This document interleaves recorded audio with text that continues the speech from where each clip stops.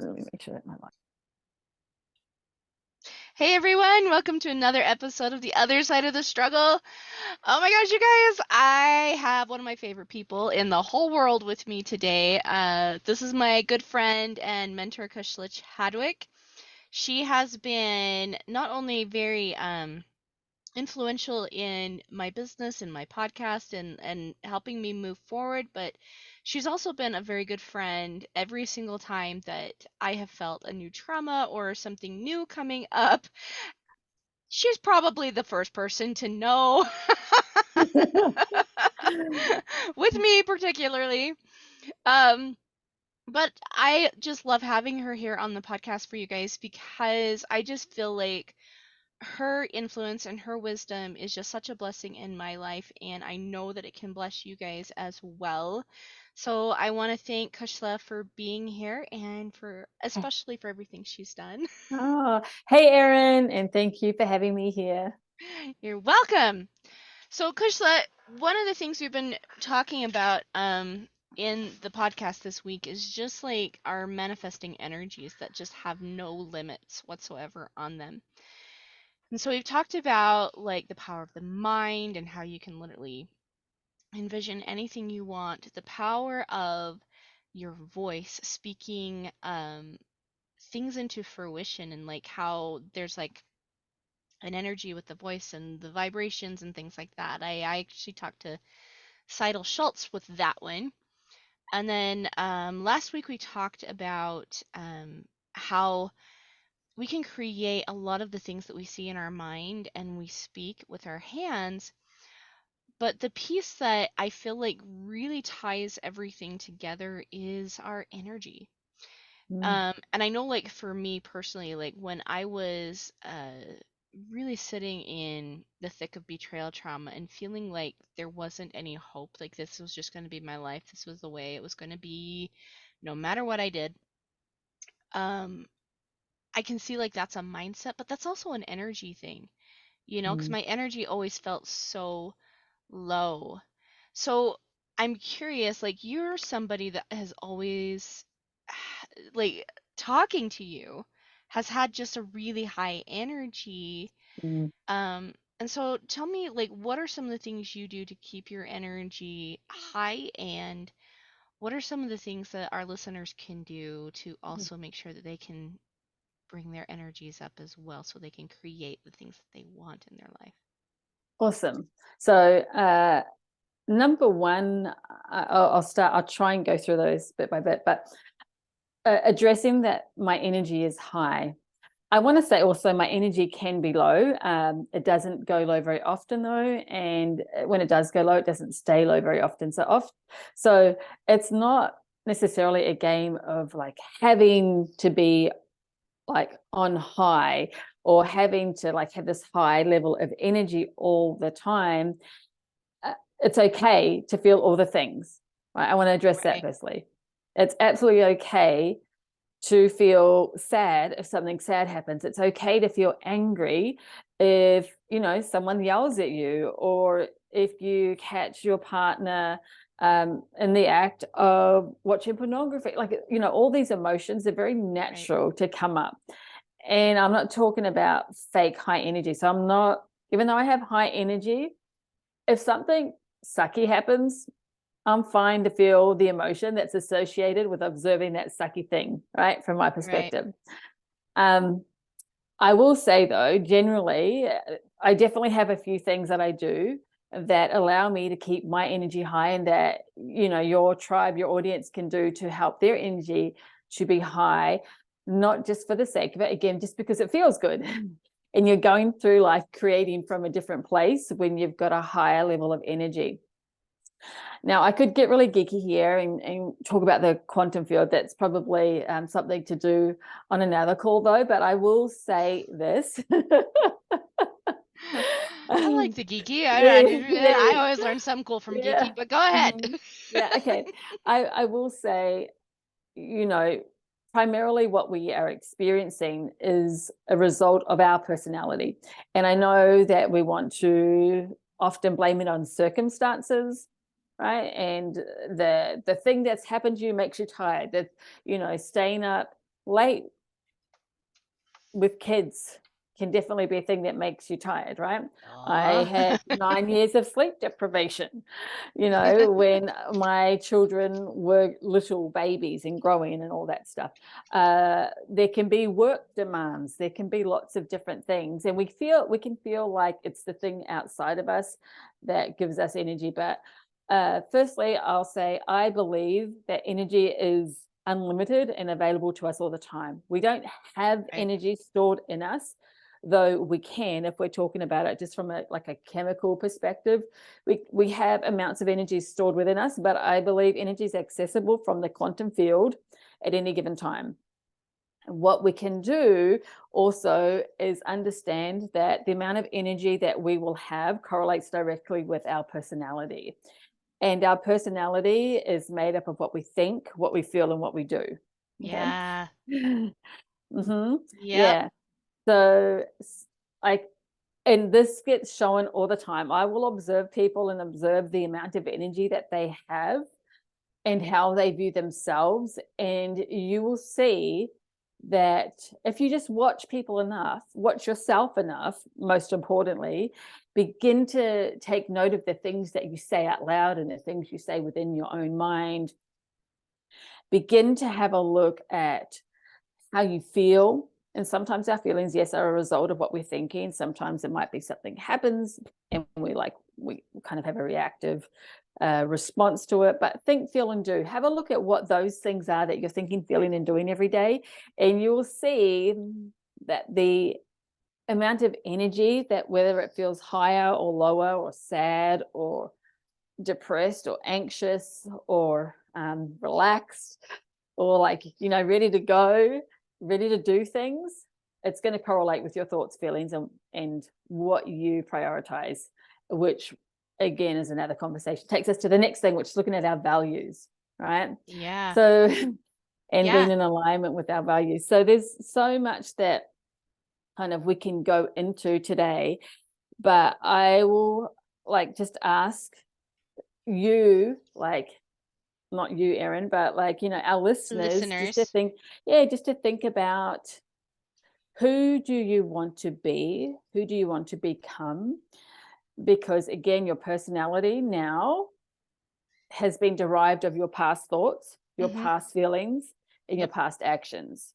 Right. If you want to create a new experience, if you want to have more energy, if you want to, I'm talking about physical energy, more emotional energy, more mental energy, if you've got a specific goal you want. So maybe you want to have a relationship that feels more loving and connected. Maybe you want to feel like, you've got a really good relationship with your children and that they feel loved and safe. Maybe you've got a health goal. You're like, I want to feel beautiful.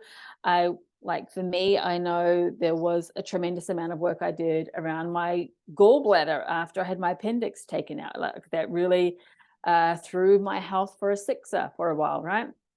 And so when you're talking about creating something, you definitely want to do a few things. And I've actually got the steps here if you want me to go into them, or if you want to talk some more about what I've just talked about, we can do that. Well, yeah, I would love to hear these steps, and I feel like that's something that my listeners would be very interested in. And I can almost hear them like, yes, please show me, right? And because the thing is you keep talking about being in alignment with your values. One of the things that I've noticed personally when actually I want to keep that pen. Anyway, but one of the things I've noticed with my values and things is that when I was stuck in betrayal trauma, or anytime I should say whenever I am stuck in betrayal trauma, because it's not something that necessarily just ever goes away, right? But being aware of what my goals, my values, and my wants and the direction I want to take my life, and holding firm to that has always been almost just kind of like that anchor in the tornado. you know and so being in alignment with your values if it's something like if you don't understand, my listeners, like what she's talking about here, what I'm gonna offer you, and she might even talk a little bit about this too, but one of the things I'm gonna offer you here is to sit back, take some time, be intentional, and really think about what it is you want. Mhm. You know, Yeah, that's the first step actually yeah, in manifesting and creating. yes, That this episode is about, creating and getting in alignment with creating. yeah, And that's the first step. You've got to decide what you want. yeah, exactly. Because the thing is right now, like, depending on where you're at in your healing journey, there's probably something coming into your life right now that you're like, I really don't want this. I really don't want this. So I know for me, I was so focused on what I didn't want that that's what I was creating more of. And and my energy was so depressed and so exhausted, and I didn't feel like I could get up sometimes in the morning and actually like take care of my Yeah. kids and change a diaper. All I could do is just lay in the bed. I mean, it was a severe depression, and it caused me more depression, more pain, Hmm. more of what it was I didn't want. And I blamed it all on my husband's addiction and the way that his addiction was affecting me. So, you know, yeah, getting intentional, figuring out what it is you actually do want was like it was almost like kind of like a breath of fresh air for me. You know what I mean? Like I was Awesome. finally able to come up for oxygen. Awesome. Yeah, I will say there were a few things that you said. I believe it was something around, it's kind of always there. You said the betrayal trauma, it's kind of always there. And like that's a thought that you have, right? Yes. So Erin just showed Dang us like stories. yeah, that's a thought Those that she has. dang It's stories. this story. And I like, if we were if we were in a coaching session right now, I would have stopped you right then and there. And I was like, Uh, ah. But if you guys happen to be watching this versus listening to this, you would have seen my body like in my mouth want to like move, and I had to make myself shut up because I'm like, we're recording a podcast episode, we're not in a coaching session. you know, well, um, but I'm but curious. like, I'm if, curious. I do wanna ask you here because I do feel like there are things, no matter what happens in our life, that trauma can still come up, right? Um, trauma's a because perspective. yeah. Trauma Oh, trauma's a okay. perspective. Bad things that are not good, things that are quote unquote bad or difficult or challenging or we don't like. For example, there's some couples who are perfectly fine with each other watching pornography. Totally fine. There are people who are totally okay, like with open marriages. It's not traumatic to them, it's enjoyable. Now, that's not to me, and it's not to you, and it's probably not to most of your audience, right? Mm, So, and I just use that as an example to say, like, often what we say is traumatic, the thing itself can be separated as a fact. It's how we view the thing um, that actually creates the suffering. And it's not that we shouldn't view something as being bad. Like if that's our value system we're talking about here, right? mm-hmm. Um, and so being loyal to one another is really important. It's really important to me. Sure, it's really Right. important to you and your audience, right? Uh, So there are things which we say, like, that's traumatic. Actually, no, that's an event. And now we get to play around with how we view the thing and also what we do with that moving forward. Okay. And that might sound like, yeah, but that thing is bad, Kushla. You just said it. This is in opposition to my values and blah, blah, blah, all the rest of it, right? But the reason it's important to know that is because then we can actually pause and take time to look at it from an observer point of view rather than being stuck in it, feeling like See, a victim. feeling like the at the person. effect of it. And there are a bunch of mistakes that people can make when it comes to goal creating, hitting goals. I don't say goal setting, I say goal getting. There's a bunch of mistakes, a bunch of manifesting mistakes. Can I go over them really quickly with Yes, your audience? please. Please. Yeah, cool. And then I'll tell you guys the steps to manifesting. And if they want to know more, actually, I'm doing a podcast episode on this soon, so they can check in Yes, maybe you in guys a need to couple of listen weeks. to Yeah. Kushla. I'm just She's starting my awesome. podcast, and so we're doing one particularly on manifesting. But anyway, here's 6 manifesting mistakes that people often make, and I'm sure some of these will really resonate with your audience. And I'll say they've resonated with me. They resonate with all of us at some time or another. The thing isn't to ever feel crappy about them. It's just to recognize them and then, get back up again. So number 1 is playing the blame game. You spoke about that just a few moments ago. Yeah. Yep. And Yeah. if I can just pause you for a second, guys, let me tell you why blame is so bad. Okay. Number 1, it's almost like cutting your legs off. It actually stops your ability to do, and even if you're self-blaming, it stops your ability to do. However, when you take ownership, so my husband could be looking at pornography. Yes, I don't want that. Yes, that's not something I appreciate. Okay. But I think, like, for me, I ask myself, okay, what am I going to do about it? But when I'm in blame, I think to myself, I can't do anything about that. Right?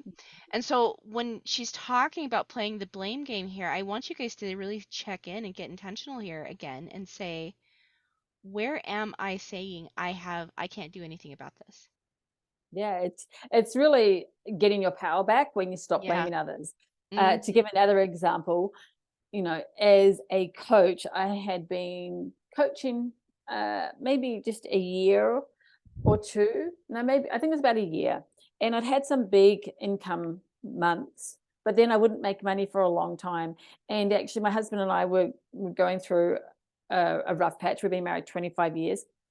And this is like a number of years ago. And I, at the time, was just feeling all this anger and resentment towards him.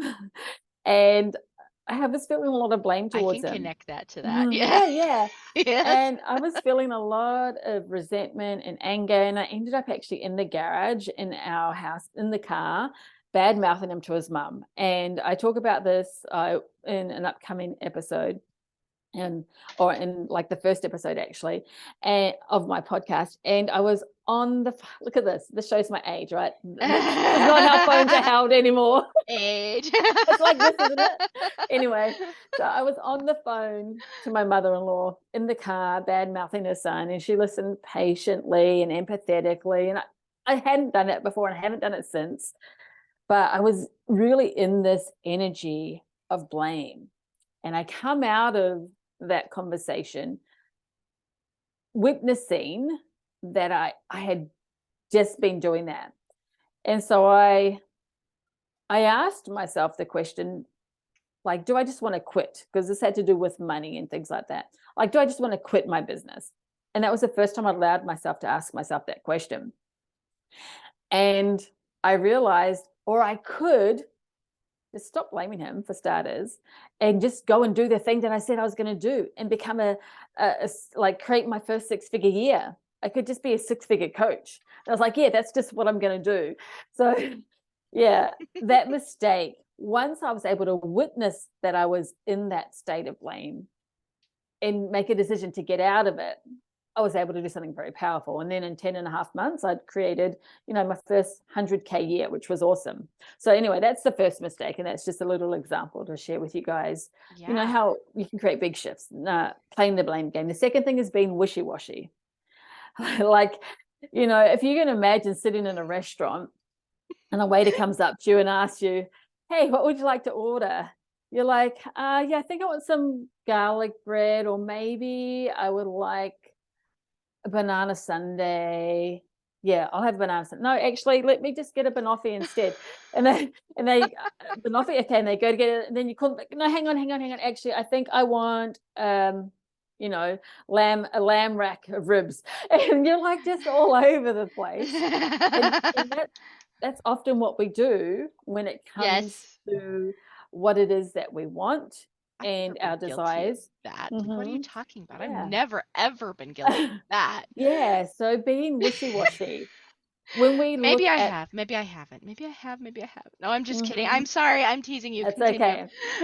Yeah. So when we think of the quantum field, which again, I know I'm not, like, for those of you who don't even know what the quantum field is, uh, can bring me on again. But basically, the quantum field is in and through everything. And when we decide to set a goal, or we decide to do something, or be something, or experience something, we've got to be very, very clear, and basically clear with our thoughts and intentions out. And then Yeah. there's a way to magnetically attract it back in, which I will talk about soon. Okay, so I'm going to be clear. Okay, so the third thing is not asking at all. That often comes Yep. when we feel blocked in some of those heavy emotions. We just don't ask at all. It can definitely come from a place of not feeling like we deserve it. Um, it can feel like a place of I've tried everything and we just want to quit. It can come from a place of just feeling so heavy in uh, in the energy, like our thoughts are constantly reviewing the past and the hurt that we've gone through. And so we just don't feel like energetically we've got the capacity to ask. And we've always got the capacity to ask. It just takes one little moment of making that decision. Well, and one thing I want to say here too to my listeners, Kay, when we're talking about the capacity to ask, that's actually a big piece in like my unashamed image. We talk a lot about asking for the things that we Beautiful. want. And like, like asking for the how do we knows. You know, ask for the truth. That doesn't necessarily mean you're going to get it. That person that you're asking the truth from might be terrified of the truth. Mhm. But you can also ask yourself, like, what do you feel? Like, and I hear this so much, like with the gaslighting and like he's gaslighting me, he's gaslighting me, he's gaslighting me. Yeah, that's probably the truth. There's a good chance that he is telling you a lie. But what do you think? Like, what do you really feel? And if the truth is, I don't trust you, I don't believe you, it's also safe to say that. Mhm. You know what I mean? That's, Absolutely. And yeah. you want to, if that's what the truth is, it's okay, like you say, to say that, to express that. And quite often manifesting what it is that we want, the road is bumpy on the way there, and where some people really aren't willing uh, at the moment, because of their personality, their previous thoughts, feelings, and actions, they're feeling unwilling to get in and do those things and have those difficult conversations. And they sit in the fear of, like, what would happen if I do talk about this. Really, uh, just take our mind. One of the true arts, the secrets of manifesting, is like not to be stuck in the past. And sometimes I believe we review the past way too often. Oh yeah. Manifesting Yeah. is a future oriented art. It's not a past oriented art. At times it requires you to take stock from the past, make some adjustments, and then it's about bringing your eye back to the future, what it is you hmm want to create. Okay. So let me, if it's okay again, I just want to go ahead Mhm. and interrupt you guys again for my audience. Think about it like this, like what she's saying. I'm a moviegoer. I love movies. I love seeing, the fun, quirky stuff. If it's Jane Austen, I am there. Like like that kind of stuff. But if I'm watching the same movie over and over and over and over and over and over and over again, it gets tiring. It gets sick. Like I'm like, "Ugh, I need something new." And so that's why we get so excited about the next best thing. So, I want you guys to consider that for just a second and really listen to what she's saying here. If you've got your past on a constant playback in your head, well, this is where you get to show it a whole new movie. And that's exciting. That's fun. This is this is what we get to create now. And so I want you guys to consider it kind of like that, like you're creating a whole new movie. Absolutely. That's awesome. The fourth one is wanting instead of deciding. I actually have a class on this in my Confident Coach Academy because it's so powerful. It's life-changing. Like wanting really is going to keep you in this space of lacking, because when you want something, it means you don't have it, and the energy is off for creation. If you really want to create something, it's got to come from this powerful place of deciding, and you would be amazed at the amount of ties to trauma that get cut when you make a pure decision. And a pure Yes. decision can be made in a microsecond. Like the example that I gave when I come out of the garage after bad mouthing my husband and blaming him. And then I reflected for a moment, and instead I decided that I'm a six-figure coach. It was a decision. I can still remember the feeling. And I've done that many times in my life. And when you make a pure decision, that's really about creating something new, something you haven't experienced yet, then like there's this light that comes through you when you make these Yeah. decisions. Well, So it's kind of like taking the bull back by the horns. mhm. And that was actually what she's saying here. Or Again, getting it's also, a new yeah, bull. getting a new Sorry, my bull, right? accent. New life. Yeah, new bull by the horns. That's okay. Like, you guys will know that I've talked with Kushla for a long time. Once I start talking in either not a British or Australian accent, like it happens all the time. Yes. But like, let me say this again to my listeners. Um, when I made the decision to divorce my husband's addiction, it wasn't divorce my husband. It was to divorce his addiction. And that was like a solid decision. And I think for me, sometimes that decision still needs to be made once in a while because Ruben still, isn't completely healed from this yet. And like, I'm actually okay with that. I'm not really too terribly worried about that as long as he's, working on himself and he's doing the things that he is doing, which he is. Mhm. But that meant I was no longer going to make it about me. But I also know, like, with my audience, making decisions sometimes is terrifying because, we've been stuck in trauma for so long. We don't know if we can trust ourselves. What if it's the wrong decision? What if, what if, what if, what if? And we've got all of these what ifs. May I suggest to you, if this is something you are dealing with right now, may I suggest just make the decision and adjust as you come back and find things. Because the thing is once you start to make a decision, you're actually starting to get yourself in a forward momentum. That doesn't mean you can't turn left. That doesn't mean you can't turn right. That doesn't mean you have to completely go straight in your decision making. There will be other pieces that come into this decision. But just making it will ask you the next question, which is, okay, so now if I'm going to divorce my husband's addiction, what does that look like? Mhm. How do I act when the addiction comes up in my face again? How do I act when it feels like I'm being betrayed? Can I be Oh, honest you with are myself, literally being right? betrayed. Yeah, yeah, Yeah, you are. yeah. You are. Absolutely. You totally are. But it's like the difference. You guys have heard me talk about like the day that I picked up a metal chair and chucked it at Ruben's head. I don't know if I've told you that one, Kushla, but I I did. think so. You've gone through many stories, Yeah. so I'm sure it's in there in the vault somewhere. Somewhere it's in there. But to me saying, wow, you must have had a really tough week. Tell me what's going on. You know? And like instead of being like ready to kill my husband, to this is all yours. You get to keep it. But if you want to talk to me about it so you can get some clarity and you can find some peace and you can find out what your next steps are, I'm all ears. Mm-hmm.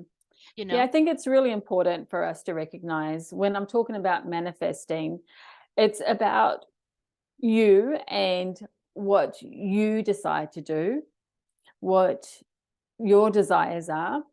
And of course, if you're in a married relationship or in a relationship with a partner, ideally we want to co-create some things. I definitely believe that we should be creating some things individually, and then there are some things we want to get into the synchronicity with and co-create with our spouse or partner. Now, for some of you, that's going to feel like it's not even plausible, and you have to go off on your own and just completely focus on creating the things you want in your life, regardless of, or in, maybe in spite of the things that your spouse, your husband's doing.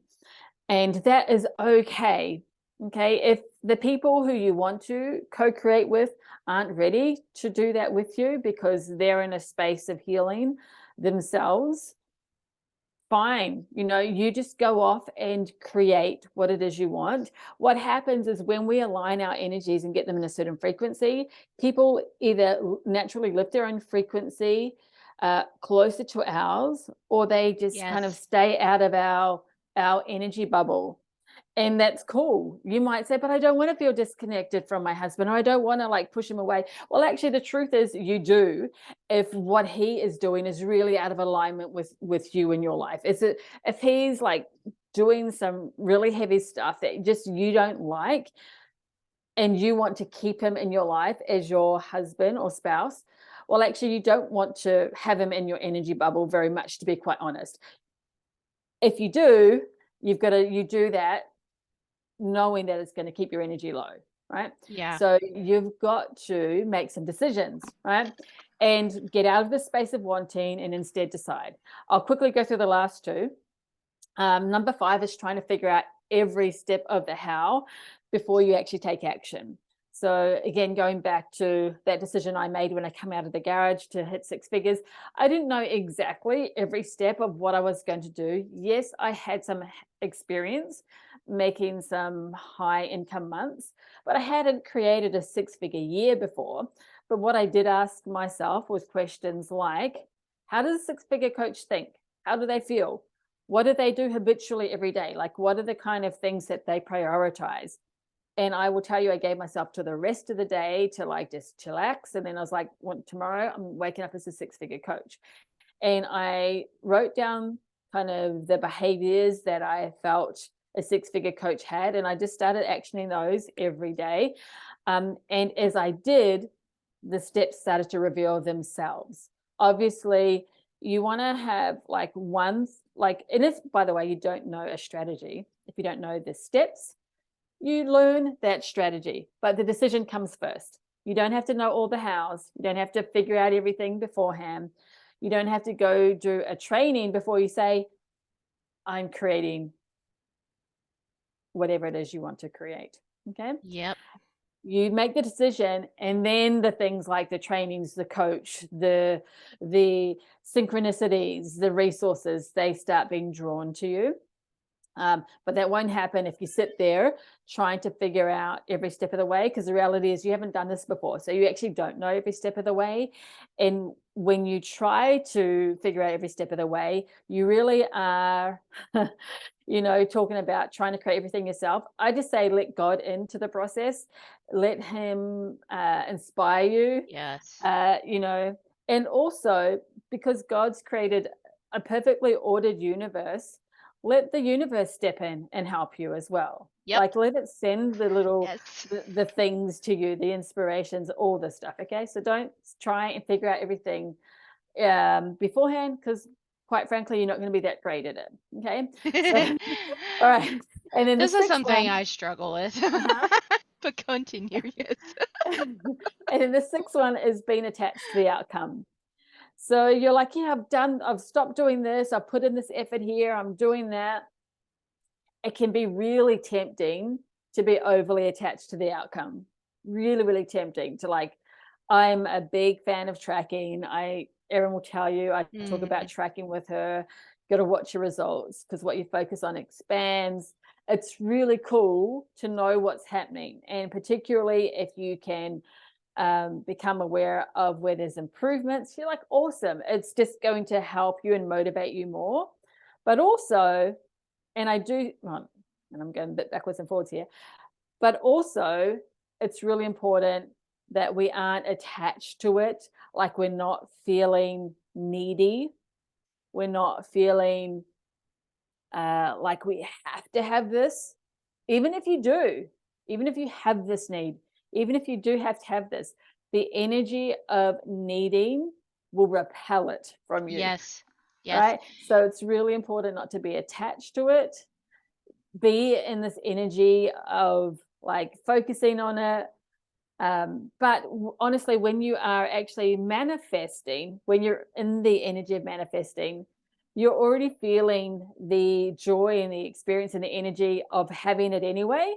And so you don't naturally have this neediness. Okay. Yeah. If that makes sense. Yeah, absolutely. Absolutely. And let me tell you, the thing that's really cool, and just to kind of wrap up here, Mm-hmm.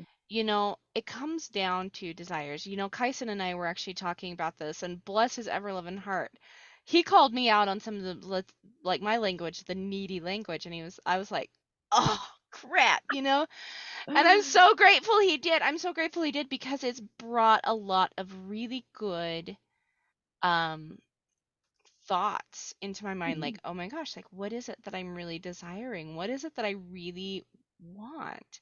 Because it's a whole different ball game when you say, what is it I want Mm-hmm. versus what is it do I need? Yeah, When we, absolutely. and we've been taught our whole lives that you have to have all of these needs met and then a few wants. But what if it was all wants?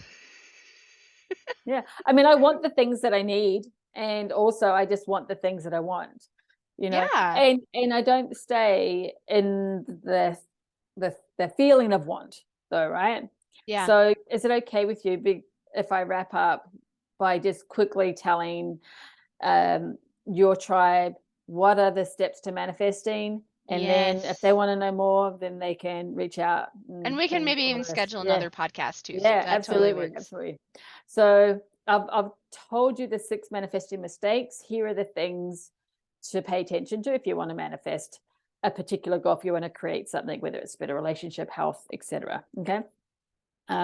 Number 1, decide what you want. So you get clear on what you want. You need clarity. Otherwise, you're not going to be able to make a good decision. Okay. The number 2 is embody it. So here's where we move from wanting to desire. We embody the version of you that already has the thing that you decided to create, right? So you think about how will you think, how do you feel, and how do you do things? That's your ideal self. That's one of the things we talk about. And part of your personality will already have some of those attributes, and some parts, might only be a tiny part, will need a bit of an upgrade. Okay. In thoughts, remembering you, if you're embodying it, it's about what new thoughts, what new feelings, and what new actions. Okay.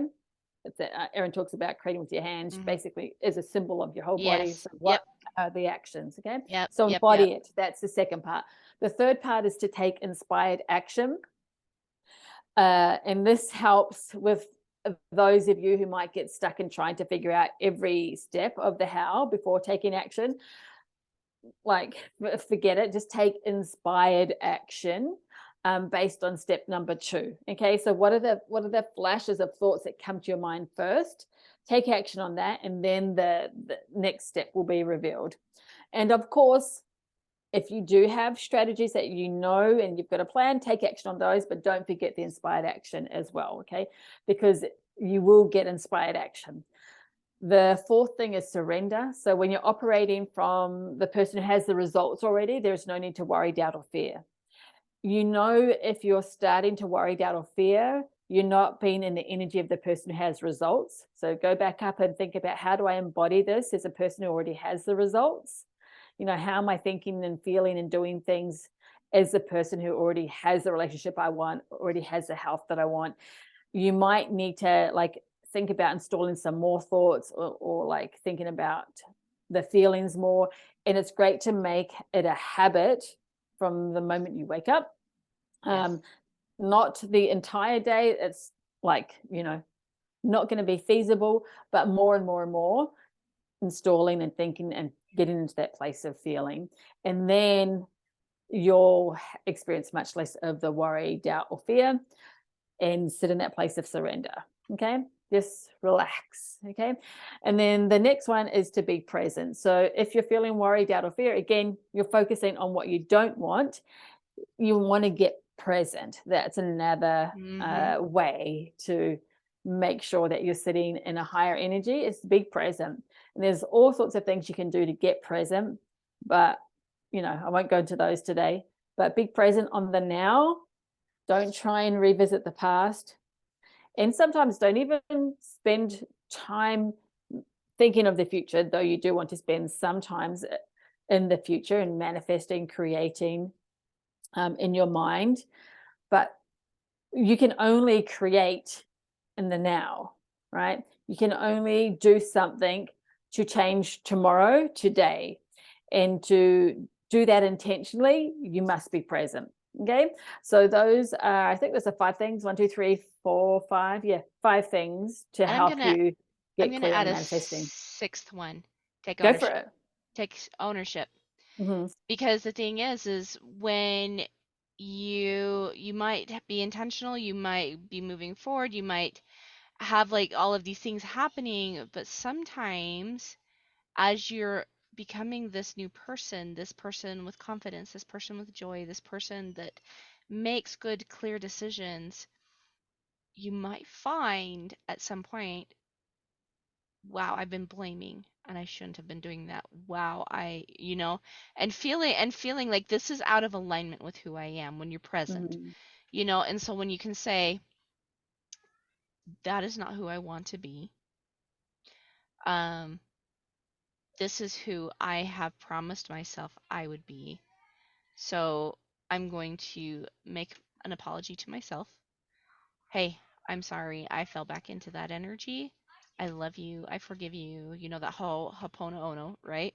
Mm-hmm. Love that. And also figure out like sometimes one of the hardest things I had to do was apologize to my husband. When I felt like it was all him and it was all his problem and everything like that. When I did these steps that Kushla was talking about, there were times where I was like, oh my gosh, like that was very demasculinating. Mm-hmm. And so I I would go will apologize for clarify that. something. I will clarify something. So when you talk about, the step of taking ownership, Hmm. that's all part of deciding what you want. You actually Hmm. can't make a really clear decision until you take ownership. And so that's a part of that process. But absolutely take ownership. Um, like I said, playing the blame game, that's not going to help you to manifest. If you Yeah. want to create something different from what you're currently experiencing, then you've got to make some clear decisions, which means letting go of blame. Of course, if you're completely happy with your life as it is now, awesome. Yeah, But exactly. but if you want to There's no create something judgment. new, if you want to create something new, then these steps will definitely help you. Yes, and I love it. I'm actually going to go back through and re-listen to those again. Awesome. For Yeah, no, myself I personally. need to. I need to Yeah, do I this do. as well I'm like gonna sometimes. go right, like take notes and everything again, Hmm. especially while I'm like editing this podcast. Like it's gonna be fantastic. So anyway, my listeners, I just love Kushla. I hope you guys can totally understand why she gets straight to the point. She cuts through the crap. And sometimes we really need to do those kinds of things for ourselves if we're gonna say, "Hey, I'm somebody that's healed from trauma, betrayal trauma. This is not something that plagues me anymore." And so, cutting through that crap, this is one of the reasons I love having her on the show, is because she knows exactly which ribbons to cut and what to put in its place. So, thank you, Kushla, so much for being back on. My listeners, my loves, take some notes on this. Go back, re listen, and take some notes on those manifesting steps, because Awesome. this is real good, solid golden stuff. So anyway, Yeah. we'll have Kushla back, you guys. Thanks so Thank much, you for having Kushla, me on here. for being here. I appreciate it. And we'll see you guys next week. Bye. Bye.